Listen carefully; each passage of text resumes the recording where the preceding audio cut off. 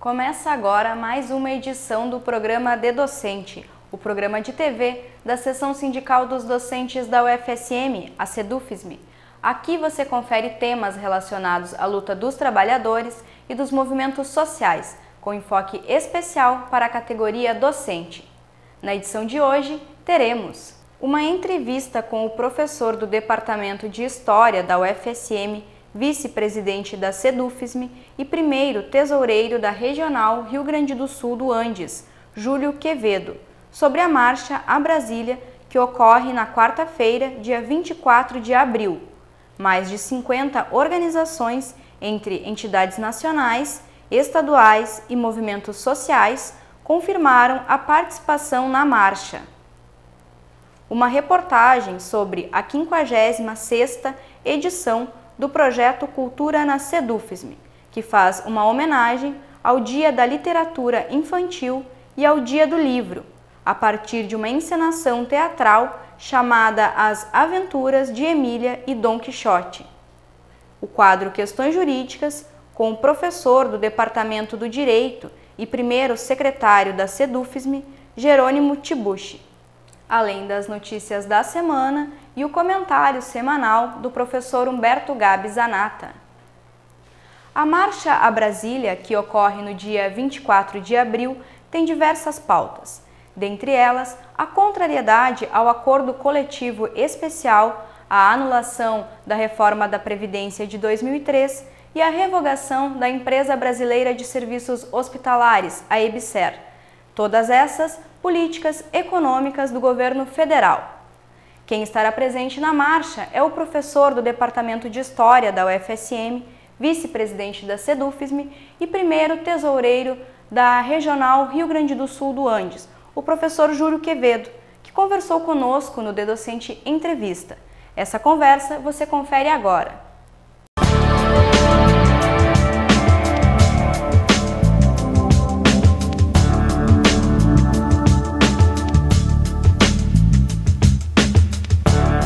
Na próxima terça-feira, dia 24 de abril, será realizada uma nova marcha a Brasília, a primeira de 2013.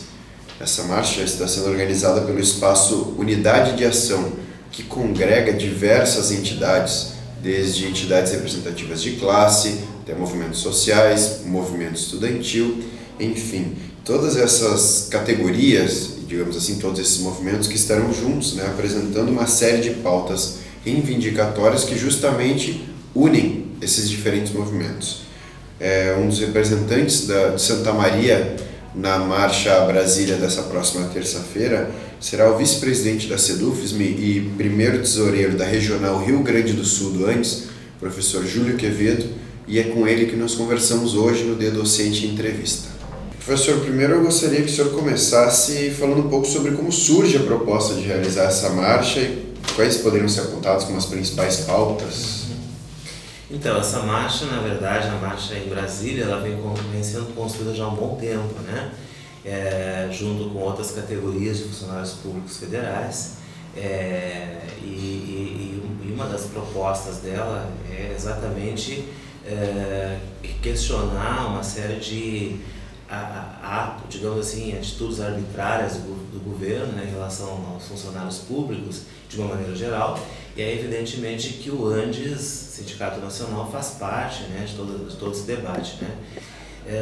Na verdade, nós denominamos, e isso vem também, a marcha faz parte das chamadas Jornadas de Abril, que é um conjunto de atos, que já vem acontecendo e que vai culminar com essa marcha, então, em Brasília, no dia 24. Entre as questões lá, uma das questões que está mais premente é a questão da reforma da Previdência, e que, enfim, nós estamos hoje numa luta nacional, exatamente contrária à reforma da Previdência, tendo em vista que há questões que envolvem a própria questão do mensalão, o próprio Ministério Público tem apontado, de que alguns membros do Ministério Público, claro, têm apontado de que provavelmente com certeza houve, porque o mensalão ocorre bem naquele momento, da reforma da Previdência, e evidentemente que nós estamos contrários à reforma da Previdência. E uma questão que também está é uma questão também que vai ser presente nessa marcha em Brasília, é a questão do plebiscito, né, contrário à EBSER, né, que foi realizado em todo o país, e vários setores federais participaram, inclusive o ANDES efetivamente participou,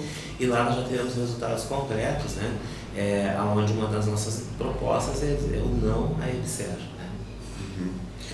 Professor, essa marcha é construída por uma série de entidades, como já foi dito, e estima-se que mais de 50 entidades, desde movimentos sociais, estudantis, entidades de classe, vão estar presentes nessa terça-feira. Eu queria que o senhor eu queria saber sua opinião sobre como o senhor vê essa soma de forças entre diferentes categorias para estar apresentando uma série de pautas reivindicatórias ao governo. Isso mostra claramente assim, o quanto o atual governo, né, tem sido rigoroso, né, enquanto ele tem, enfim, hostilizado, né, e de certa forma criminalizado os movimentos sociais, particularmente, e criminalizado os movimentos também dos seus servidores, né. Algumas questões que nos indignam muito, né?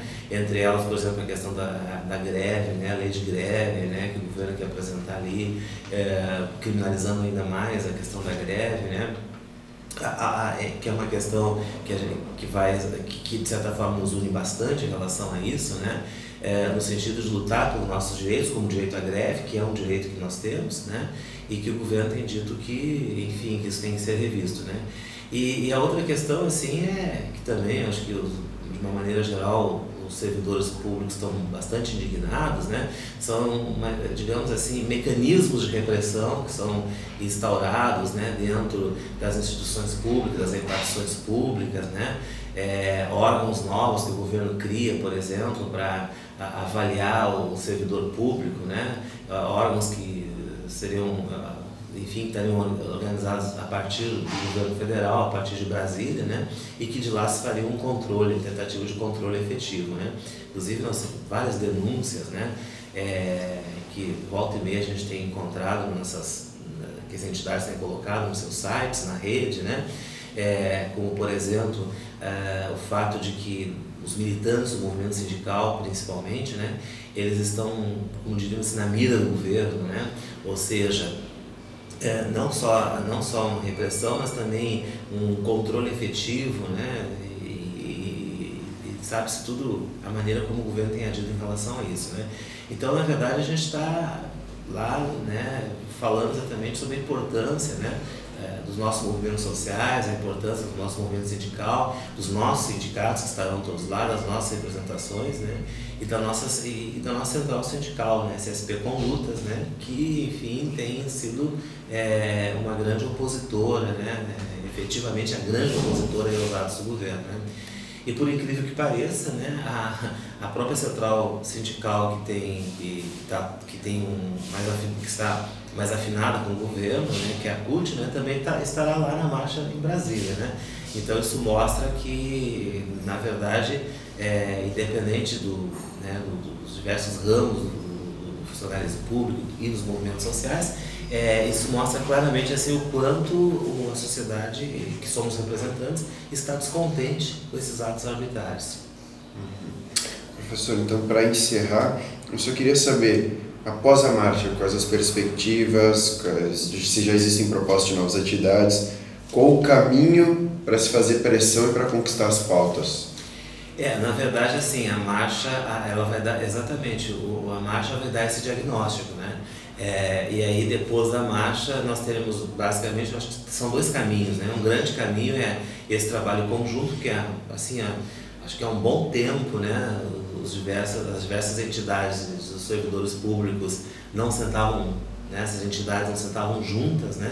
Para discutir, para debater e para traçar rumos. Então é um bom momento para que haja que está acontecendo, já está acontecendo, né?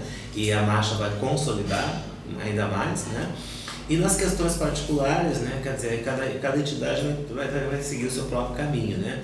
Então são dois caminhos que, de certa forma, elas têm um mesmo objetivo, tanto em nível geral de todos os servidores públicos e movimentos sociais, né? Ou movimentos sociais e servidores públicos, já que os servidores públicos eles expressam, né, muitas vontades, movimentos sociais, E a segunda questão é as questões mais particulares, né? No nosso caso mesmo, enquanto professores, ou seja, nós temos uma defesa ali da questão da questão salarial, paridade entre aposentados e professores da ativa, né?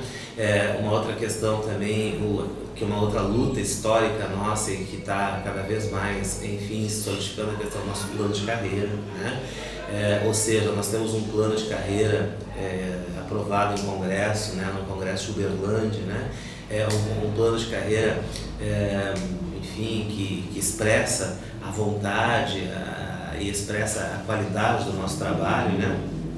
O governo recentemente nos obrigou a um outro plano de carreira, né? Que na verdade o governo fez alguns ajustes para pior, né? Não melhorou em nada a questão da carreira do professor, a carreira docente, e essas questões estarão em pauta também. Além de lutarmos contrárias à reforma da Previdência, né? Que é uma luta que está se tornando uma luta nacional, né? De todos nós, que professores, principalmente professores novos, né? Estão muito aí ligados, né? Nessa questão. Além disso, o nosso plano de carreira, né? Porque o nosso plano de carreira, da maneira como está, né? Ele vem, que começou a vigorar a partir de 1º de março, agora de 2013, realmente é um complicador, né? Para tu teres uma ideia, nós fizemos um cálculo bem ligeiro, assim. Então agora o professor, para entrar na Universidade Federal, nas instituições de ensino superior, nas universidades federais, ele vai ter que fazer concurso para auxiliar, né? E durante o período que ele vai ficar em estágio probatório, durante 3 anos, ele não poderá ascender para professor adjunto. Então ele recebe, né, o VB, o vencimento básico, como professor auxiliar, e o RT como doutor. Ele só vai poder passar para professor adjunto, né, vencimento básico adjunto, depois de 3 anos de estágio probatório. Então, no mínimo, assim, por cima, né, o que o governo vai economizar durante esses 3 anos ultrapassa a soma de 15 mil reais que ele vai ultrapassar, que ele vai economizar com o trabalhador de educação. Então, quando nós estivemos retornando, né, pós-marcha, então, nós vamos referendar os rumos do movimento docente, esses rumos que já foram definidos no congresso do nosso sindicato, do ANTS, que teve recentemente lá no Rio de Janeiro. E entre as questões, por exemplo, a luta, né, pelos nossos direitos como trabalhadores da educação, né, contrários à precarização do nosso trabalho e ao produtivismo que o governo nos impõe. A 56ª edição do Cultura na Sedufisme apresentará uma encenação teatral intitulada As Aventuras de Emília e Dom Quixote. A peça unirá a obra clássica Dom Quixote, de Miguel de Cervantes, e a personagem Emília, criação de Monteiro Lobato. Confira agora a reportagem sobre essa edição no Cultura da Sedufisme. O improvável encontro entre a boneca Emília, de Monteiro Lobato, e o cavaleiro Dom Quixote, de Miguel de Cervantes, será tema da próxima edição do projeto Cultura na Sedufisme, que ocorre na próxima segunda-feira, dia 22, às 19 horas, no auditório do sindicato e com entrada franca. A encenação estará sob responsabilidade da Companhia Armazém e o texto é baseado na obra Dom Quixote das Crianças, de autoria de Monteiro Lobato. Na interpretação de Patrícia Garcia, Ricardo Paim e Bernardo Varone, a obra ganhará vida como As Aventuras de Emília e Dom Quixote. Nós fomos chamados aqui na Sedufisme com a proposta de que neste mês a Sedufisme queria trabalhar o livro e a obra específica do Dom Quixote. Só que aí nos apresentaram a obra que foi adaptada para crianças do Monteiro Lobato. Particularmente eu não conhecia essa obra. A gente na faculdade estuda Cervantes, estuda Dom Quixote, mas eu não sabia dessa adaptação infantil. Aí quando a gente foi lendo o livro, a gente viu a questão das possibilidades que ela traz e o quanto o livro é próximo das crianças. Até pela própria questão de que tem uma das falas que a Emília diz que ela não sabe o que é loucura, que ela queria ser louca, porque o Dom Quixote acredita em tudo o que ele faz. Então ele vive aventuras incríveis e que para ela, naquele universo infantil, é ótimo, porque ela também queria fazer aquelas aventuras e sair lutando contra os monstros. E aí nos foi apresentada a proposta, a gente acertou com a Sedufisme para montar baseado nesta obra do Monteiro Lobato, e está sendo uma descoberta. A cada leitura que a gente faz, a cada ensaio, a cada brincadeira que surge, a gente vê o quanto isso é próximo desse universo infantil. E, ao mesmo tempo, a questão do adulto. O quanto o adulto que lê o Dom Quixote se permite viajar por outros mundos. Porque ele sai completamente da realidade. E isso, às vezes, esse distanciamento é muito bom. E será que é loucura? E essa mistura de personagens, né, de um personagem de Cervantes que trouxe essa obra para criticar uma classe de cavaleiros, né, que se tinha essa aura de ser cavaleiro, só que eram assassinos, na verdade. Né?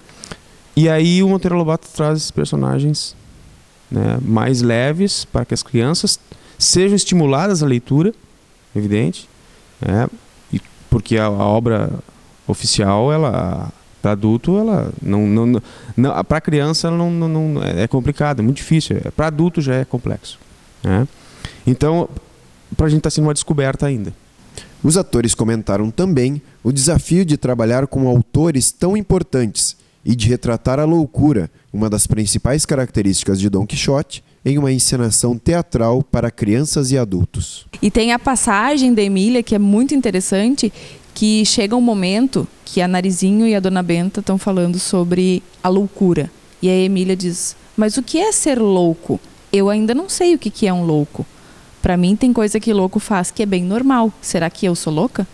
Particularmente, o grupo sempre tem a questão de quando você vai levar para a criança, não menosprezar a inteligência da criança. Ou seja, o espetáculo é infantil ou tem um caráter infanto ou juvenil, ele não pode ser infantiloide. Tu tem que respeitar essa qualidade que as crianças têm. Elas são muito inteligentes, elas pensam muito rápido, né? E para você manter dentro de uma casa de espetáculo, num salão, ou não importa onde seja a apresentação, você tem que prender a atenção do público, né? E não esquecer também que quando uma criança vai a algum lugar assistir algo, o pai, o avô, o tio, alguém leva. Ou seja, para aquela pessoa que já teve a experiência, adulto, de ir a um espetáculo infantil, levar alguém e sair cansado, saiu desgastado, ou seja, o espetáculo ele não funcionava tão bem assim. Então a gente tem essa preocupação também.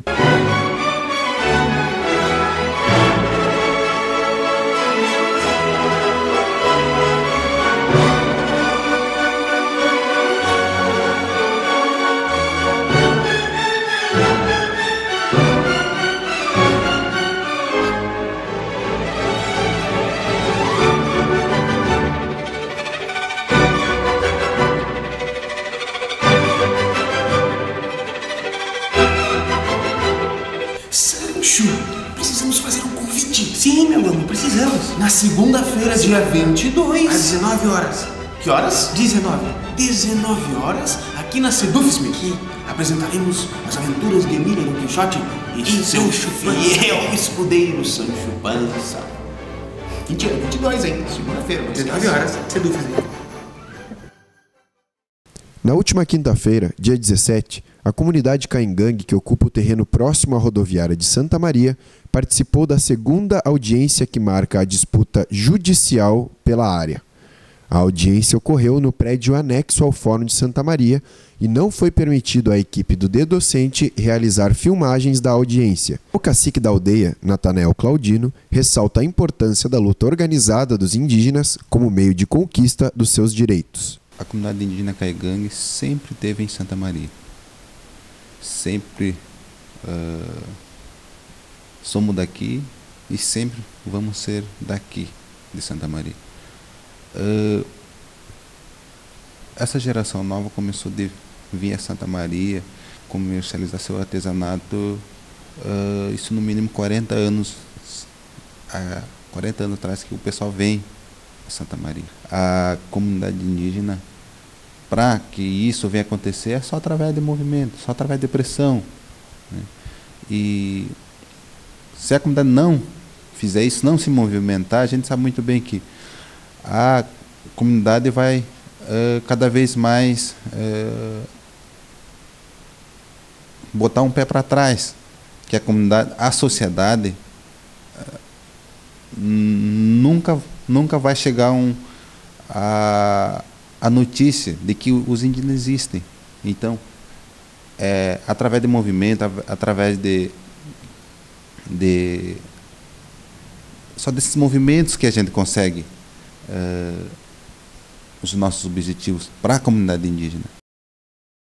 Na manhã da última terça-feira, dia 16, o reitor e o vice-reitor da UFSM e candidatos à reeleição, Felipe Miller e Dalvan Reinert, visitaram a sede da SEDUFSM, onde se reuniram com alguns diretores do sindicato.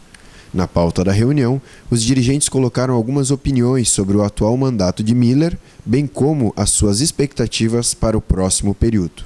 Nas próximas semanas, a diretoria da SEDUFSM receberá os candidatos das outras duas chapas que concorrem à reitoria da UFSM.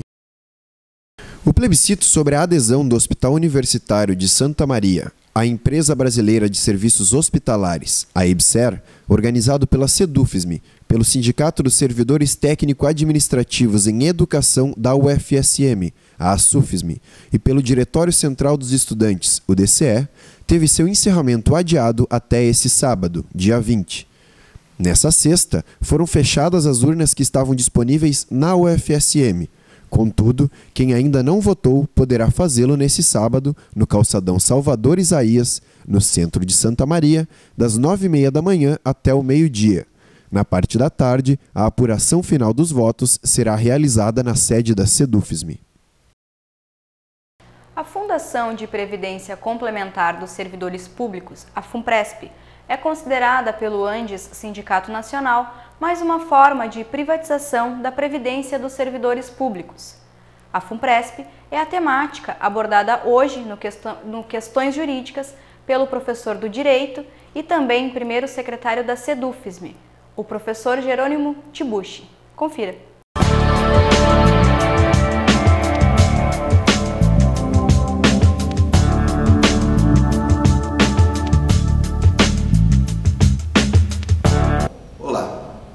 Hoje iremos falar sobre o regime de previdência complementar para os servidores públicos federais, que foi instituído pela Lei 12.618, de 30 de abril de 2012, e que cria então as suas fundações e organiza o seu fundo, principalmente a partir do final do mês de fevereiro de 2013. Todos os servidores que ingressarem a partir do final do mês de fevereiro de 2013 estarão aderindo então a esse regime de previdência complementar, que na verdade é uma continuação das reformas na previdência que iniciaram de uma forma muito intensa em 2003. Bom, alguns aspectos importantes sobre o fundo. O que é esse regime de previdência complementar? Ele integra o sistema brasileiro de previdência, tem um caráter privado, autônomo, facultativo e contratual. Ele busca proporcionar um benefício adicional àquele que participa e busca a manutenção do padrão de vida após a aposentadoria. Claro, esse pelo menos é o informativo que o governo dá, da manutenção desse padrão de vida após a aposentadoria. Quem pode participar desse fundo? Os empregados das empresas públicas, servidores da União, Estados, Distritos Federal e municípios, ou os associados a entidades classistas, profissionais ou setoriais. O que é esse regime de previdência complementar do servidor?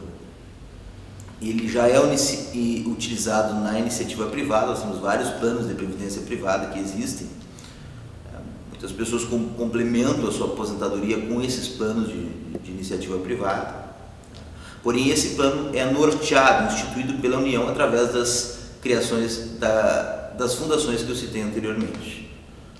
Ele está instituído para futuros servidores com a finalidade de possibilitar então o recebimento de um benefício adicional. A partir da criação do regime de previdência complementar, a aposentadoria do servidor público federal não pode exceder o limite então daquilo que é estipulado pelo INSS.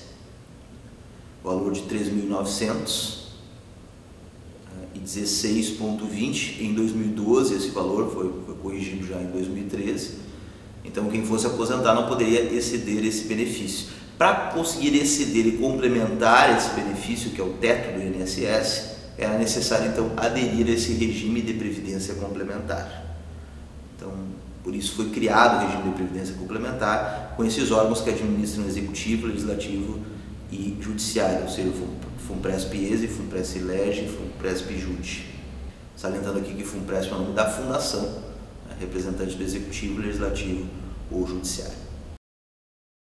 Após essa primeira explanação, a Fundação de Previdência Complementar dos Servidores Públicos será retomada pelo professor Jerônimo Tibuchi no quadro Questões Jurídicas da próxima edição do programa Dedocente. Vamos agora ao comentário semanal do professor Humberto Gabi Zanata. Os servidores públicos brasileiros de diversas categorias sociais estão se organizando para uma grande marcha a Brasília no próximo dia 24. É uma maneira de organizadamente manifestarem o seu protesto, o seu descontentamento, não apenas pela política dirigida ao servidor público, mas especialmente a sua maneira de pedir que o direito de greve seja regulamentado dentro de parâmetros da civilidade e daquilo que é a grande luta, e sempre foi, dos servidores públicos municipais, e para que a Previdência, ou a reforma da Previdência, que todos nós sabemos em que situações ocorreu, possa efetivamente representar não apenas um ganho, mas acima de tudo represente justiça para o servidor público de todo o Brasil. E também, nesta semana, estivemos recebendo na sede do sindicato os candidatos, iniciando os candidatos que vão disputar a reitoria da Universidade Federal de Santa Maria, iniciando pelo atual reitor, o professor Felipe Miller. São esses espaços democráticos, representativos, que o sindicato, entendendo a importância das eleições, quer receber todos os candidatos na sua sede para, ouvindo os candidatos, também poder manifestar-se a respeito quando indicado ou quando solicitado. E um acontecimento importante também dessa semana, no âmbito dos professores universitários, foi a eleição que aconteceu na APUSME, Associação dos Professores Universitários de Santa Maria, que era a grande organização que reunia os professores antes da criação do nosso atual SEDUFISM, o sindicato, a Seção Sindical dos Professores Universitários Federal de Santa Maria, onde há muitos associados do SEDUFISM e também associados da APUSME. E esta eleição, apenas para registrar, depois de 20 anos, uma chapa de oposição foi a vencedora pela margem de 14 votos. Que todos esses processos, sejam as manifestações em Brasília, sejam as manifestações que vão ocorrer na universidade a partir de agora pela eleição dos novos dirigentes, seja também a eleição daqueles que concorreram e se saíram vitoriosos na APUSME, possa representar também sempre uma construção coletiva da universidade pública, das funções e dos serviços públicos e, acima de tudo, da dignidade da profissão docente. Até a próxima, Decente. O Dedocente de hoje termina aqui, mas ele seguirá disponível para o acesso pelos sites da TV Santa Maria e da SEDUFISM. Também convidamos você a acessar as nossas redes sociais. Críticas e sugestões ao programa podem ser enviadas para o e-mail da SEDUFISM. Obrigada pela audiência e até a próxima edição do programa Dedocente.